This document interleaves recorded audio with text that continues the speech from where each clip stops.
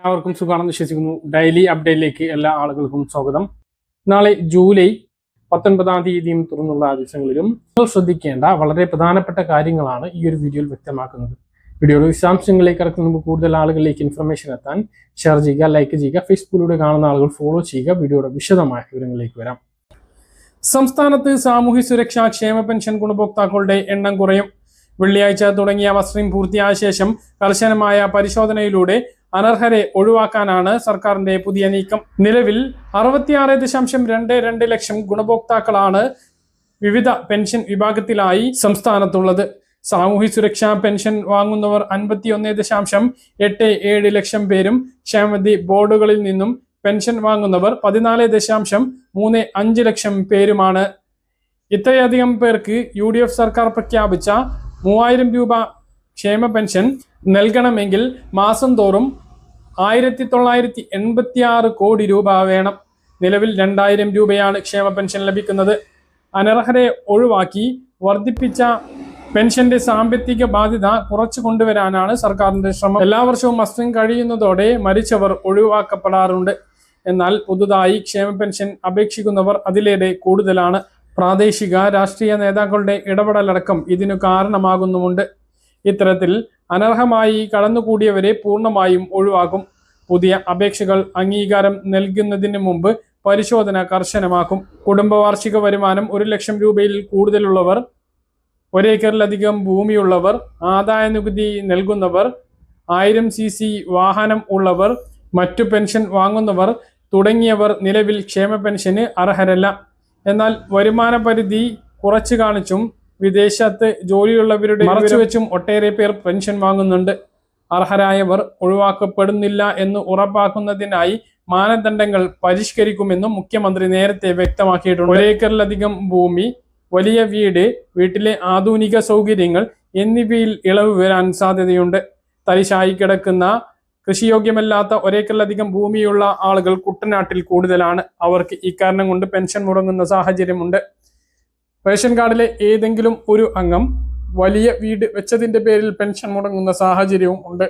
ഇതെല്ലാം പരിശോധിച്ച് ജീവിത ചുറ്റുപാടും സാഹചര്യവും വിലയിരുത്തിയതിന് ശേഷം ക്ഷേമ പെൻഷൻ നിലനിർത്തണമോ വേണ്ടയോ എന്ന് തീരുമാനിക്കും. ഇതിന്റെ അടിസ്ഥാനത്തിൽ തദ്ദേശ സ്ഥാപനങ്ങളിൽ നിന്നും ഉദ്യോഗസ്ഥർ വീടുകളിലെത്തി പരിശോധന നടക്കും. നിലവിൽ ക്ഷേമ പെൻഷൻ മസ്റ്ററിംഗ് പറഞ്ഞിട്ടുള്ളത് അടുത്ത മാസം 30-ാം തീയതി വരെയാണ്. അതിനുശേഷമായിരിക്കും പരിശോധനകൾ ആരംഭിക്കുക.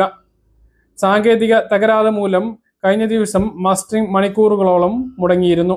ജീവൻ രേഖ പോർട്ടലിലുണ്ടായ തകരാർ കാരണം ക്ഷേമ പെൻഷൻ മസ്റ്ററിംഗ് ആദ്യ ദിവസം തന്നെ മണിക്കൂറുകളോളമാണ് മുടങ്ങിയത്. സംസ്ഥാനത്ത് ഡാറ്റാ സെന്ററിലുണ്ടായ സാങ്കേതിക പ്രശ്നമായിരുന്നു കാരണം. രാവിലെ മസ്റ്ററിംഗ് തുടങ്ങിയപ്പോൾ തന്നെ പ്രശ്നങ്ങൾ തുടങ്ങിയതിനാൽ ഓരോ അക്ഷയ കേന്ദ്രത്തിലും പോർട്ടലിൽ പ്രവേശിക്കുന്ന ജീവനക്കാരുടെ എണ്ണം 2ആയി നിജപ്പെടുത്താൻ നിർദ്ദേശിച്ചിട്ടും പ്രശ്നം പരിഹരിക്കാനായില്ല. മസ്റ്ററിംഗിന് പുറമെ മറ്റു സേവനങ്ങളും തടസ്സപ്പെട്ടു.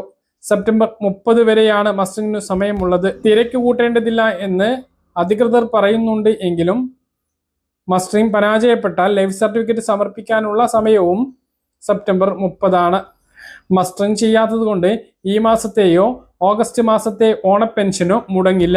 ജൂലൈ പെൻഷൻ വിതരണം ഈ മാസം 23, 24 തീയതികളിലായി ബാങ്ക് അക്കൗണ്ടുകളിലേക്ക് നടത്തും. 2 ദിവസത്തിനകം കയ്യിലും പെൻഷൻ വിതരണം ആരംഭിക്കുന്നതാണ്. മറ്റൊരു പ്രധാനപ്പെട്ട അറിയിപ്പ്, ഗൂഗിൾ പേ, ഫോൺ പേ, പേടിഎം പോലുള്ള UPI പേയ്മെന്റുകൾക്ക് ചാർജ് ഈടാക്കാൻ കേന്ദ്ര സർക്കാർ ആലോചിക്കുന്നതായി റിപ്പോർട്ട്. വൻകിട വ്യാപാരികളിൽ നിന്നും ചാർജ് ഈടാക്കാനുള്ള നിർദ്ദേശമാണ് ഇപ്പോൾ സർക്കാരിന്റെ പരിഗണനയിലുള്ളത്. ഡിജിറ്റൽ പണമിടപാടുകൾ പ്രോത്സാഹിപ്പിക്കുന്നതിനായി 2020 വൻകിടക്കാരിൽ നിന്നും ഒഴിവാക്കിയ മെർച്ചന്റ് ഡിസ്കൗണ്ട് റേറ്റ് പുനഃസ്ഥാപിക്കുകയാകും ചെയ്യുക.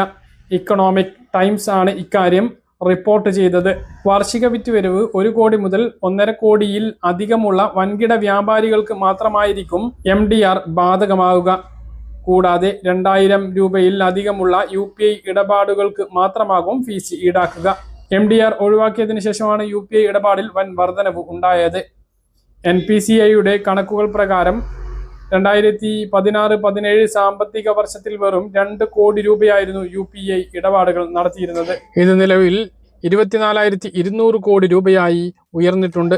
ഇടപാടുകളുടെ മൂല്യം 0.07 ലക്ഷം കോടി രൂപയിൽ നിന്നും 314 ലക്ഷം കോടി രൂപയായും കുതിച്ചുയർന്നു. ജൂൺ മാസത്തിൽ മാത്രം 28.92 ലക്ഷം കോടി രൂപ, അതായത് 2,272 കോടി ഇടപാടുകളാണ് UPI വഴി നടന്നത്. പുതിയ നിർദ്ദേശം നടപ്പിലാക്കിയാലും സാധാരണക്കാരെയും ചെറുകിട വ്യാപാരികളെയും ഇത് ബാധിക്കില്ല. UPI ഇടപാട് വഴി പണം സ്വീകരിക്കുന്നവരിൽ 90% ചെറുകിട വ്യാപാരികൾ ആയതിനാൽ ഇവർക്ക് ഈ പുതിയ നിയമത്തിൽ വരുന്ന മാറ്റത്തിൽ ഇളവ് ലഭിക്കും. ഇക്കാര്യത്തിൽ അന്തിമ തീരുമാനം എടുത്തിട്ടില്ല എന്നും സർക്കാർ തലത്തിൽ ഉന്നതതല ചർച്ചകൾ നടന്നു വരികയാണ് എന്നുമാണ് റിപ്പോർട്ട്. മറ്റൊരു അറിയിപ്പ്, ബാങ്ക് വായ്പ തിരിച്ചടക്കാത്തതിനെ തുടർന്ന് ജപ്തി ചെയ്ത സ്വത്തുക്കൾ വായ്പ എടുത്ത ആൾക്കോ അതുമായി ബന്ധപ്പെട്ട കക്ഷിക്കോ തിരിച്ചു വിൽക്കാൻ പാടില്ല എന്ന് reserve bank of India RBI വ്യക്തമാക്കി. ഇത്തരം സ്വത്തുക്കൾ പരസ്യമായി ലേലത്തിലൂടെ മാത്രമേ ബാങ്കുകൾ വിറ്റഴിക്കാവൂ എന്നും പുതിയ മാർഗനിർദ്ദേശത്തിൽ നിർദ്ദേശിക്കുന്നു. വായ്പ തിരിച്ചടക്കാത്തവർക്ക് മുൻഗണന നൽകി ജപ്തി ചെയ്ത സ്വത്തുക്കൾ തിരിച്ചു നൽകുന്നത് വായ്പ അച്ചടക്കത്തെ ദുർബലപ്പെടുത്തുമെന്നും വിപണിയിൽ തെറ്റായ പ്രവണതയ്ക്ക് വഴിയൊരുക്കും എന്നും RBI വിലയിരുത്തുന്നു. സാധാരണ സാഹചര്യത്തിൽ ബാങ്കുകൾ വായ്പയ്ക്ക് പകരമായി ധനേതര ആസ്തികൾ കൈവശം വെക്കാൻ പാടില്ല. എന്നാൽ വായ്പ നിഷ്കർഷിച്ച ആസ്തിയായി NPI മാറുകയും നിയമപരമായോ കരാർപരമായോ നടപടികൾ സ്വീകരിക്കേണ്ട സാഹചര്യം ഉണ്ടാവുകയും ചെയ്താൽ ഈടായി നൽകിയ സ്വത്തിന്റെ ഉടമസ്ഥാവകാശം ബാങ്കുകൾക്ക് ഏറ്റെടുക്കാം എന്ന് RBI വ്യക്തമാക്കി. ജപ്തി ചെയ്ത സ്വത്തുക്കൾ പരമാവധി 7 വർഷത്തിനുള്ളിൽ വിറ്റഴിക്കണമെന്നും അതിനായി പരസ്യ ലേലം ഉൾപ്പെടെയുള്ള സുതാര്യമായിട്ടുള്ള നടപടികൾ എത്രയും വേഗം സ്വീകരിക്കണം എന്നും ബാങ്കുകൾക്ക് നിർദ്ദേശം നൽകിയിട്ടുണ്ട്. ഇത് സംബന്ധിച്ച് കരട് മാർഗനിർദ്ദേശം RBI ഈ വർഷം മെയ് മാസത്തിൽ പൊതുജനങ്ങളുടെയും മറ്റു പങ്കാളികളുടെയും അഭിപ്രായത്തിനായി പ്രസിദ്ധീകരിച്ചിരുന്നു. ജപ്തി ചെയ്ത സ്വത്ത് വായ്പയെടുത്തവർക്ക് തന്നെ തിരിച്ചു വാങ്ങാൻ അവസരം നൽകണമെന്ന നിർദ്ദേശം ചിലർ മുന്നോട്ട് വെച്ചു എങ്കിലും അത് വായ്പ അച്ചടക്കത്തെ ബാധിക്കുമെന്ന കാരണത്താൽ RBI അത് നിരസിക്കുകയായിരുന്നു. വളരെ പ്രധാനപ്പെട്ട ഒരു അറിയിപ്പ്, വാഹനാപകടങ്ങളിൽ ഗുരുതരമായി പരിക്കേൽക്കുന്നവർക്ക് 1.5 ലക്ഷം രൂപ ചികിത്സാ ചെലവ് ഉടൻ അനുവദിക്കുന്ന കേന്ദ്ര പദ്ധതിയായ PM രാഹത്ത് പരീക്ഷണാടിസ്ഥാനത്തിൽ തിരുവനന്തപുരം മെഡിക്കൽ കോളേജിൽ നടപ്പിലാക്കിയതായി ഗതാഗത മന്ത്രി CP ജോൺ അറിയിച്ചു. സംസ്ഥാനത്തെ എല്ലാവർക്കും ഈ ആനുകൂല്യം ലഭിക്കും. അപകട വിവരം 24 മണിക്കൂറിനുള്ളിൽ കേന്ദ്ര പോർട്ടലിലേക്ക് ഓൺലൈനായി നൽകണം. FIR ഇടുകയും വേണം. ചെറിയ പരിക്കാണ് എങ്കിൽ കേസെടുക്കാൻ 48 മണിക്കൂർ സാവകാശം ലഭിക്കും. ഇതിനുള്ള സംവിധാനം ആശുപത്രികളിൽ ഒരുക്കണം. ചെലവ് ഗതാഗത വകുപ്പ് വഹിക്കുന്നതാണ്. പരിക്കേറ്റ ഒരാൾക്ക് ചികിത്സാ സഹായം ലഭിച്ചിട്ടുണ്ട്. സ്വകാര്യ ആശുപത്രികളെയും പദ്ധതിക്ക് കീഴിൽ കൊണ്ടുവരുന്ന കാര്യം പരിഗണനയിലാണ് എന്നും മന്ത്രി പറഞ്ഞു. ഗതാഗത വകുപ്പിൽ മറ്റു ചില മാറ്റങ്ങൾ കൂടി പ്രഖ്യാപിച്ചിട്ടുണ്ട്. 1. മോട്ടോർ വാഹന വകുപ്പ് ഓഫീസുകളിൽ വൈകിട്ട് 4-നും 5-നും ഇടയിൽ സന്ദർശകരെ അനുവദിക്കും. 2. ട്രാൻസ്പോർട്ട് വാഹനങ്ങൾക്ക് ഏത് ഓഫീസുകളിലും ഫിറ്റ്നസ് ടെസ്റ്റ് നടത്താനുള്ള അനുമതി നൽകിയിട്ടുണ്ട്. 3. ഗതാഗത നിയമലംഘനങ്ങൾക്കുള്ള പിഴ 50% ഇളവ് നൽകുന്ന പദ്ധതി ഉടൻ നടപ്പിലാക്കുമെന്നും ഗതാഗത മന്ത്രി അറിയിച്ചു. ടൂറിസ്റ്റ് ബസ്സുകളിലെ അധിക ശബ്ദ സംവിധാനം നീക്കം ചെയ്യാൻ പ്രത്യേക പരിശോധന ആരംഭിക്കും. അപകടകരമായ വാഹന മോഡിഫിക്കേഷനുകൾ അനുവദിക്കില്ല. ഗതാഗത വകുപ്പിന് കീഴിൽ വിവിധ പദ്ധതികളുടെ ഏകോപനത്തിനായി ട്രാൻസ്പോർട്ട് കോർഡിനേഷൻ കമ്മിറ്റി രൂപവൽക്കരിച്ചിട്ടുണ്ട്. അപ്പൊ ഇത്രയും മാറ്റങ്ങളാണ് ഗതാഗത വകുപ്പിൽ വന്നിട്ടുള്ളത്. സംസ്ഥാനത്ത് സ്വർണ്ണവിലയിൽ ഇന്നും വർധനവുണ്ടായി. ഗ്രാമിന് 70 രൂപ കൂടി 13,135 രൂപയും പവന് 560 രൂപ കൂടി 1,05,080 രൂപയും ആയി. പറഞ്ഞ കാര്യങ്ങൾ കൃത്യമായിട്ട് മനസ്സിലാണെന്ന് കരുതുന്നു. ഇതുപോലുള്ള ഇൻഫർമേഷനുകൾക്ക് ഫോളോ ചെയ്യുക, സബ്സ്ക്രൈബ് ചെയ്യുക. മറ്റൊരു വീഡിയോയുമായി നമുക്ക് വീണ്ടും കാണാം. ബൈ.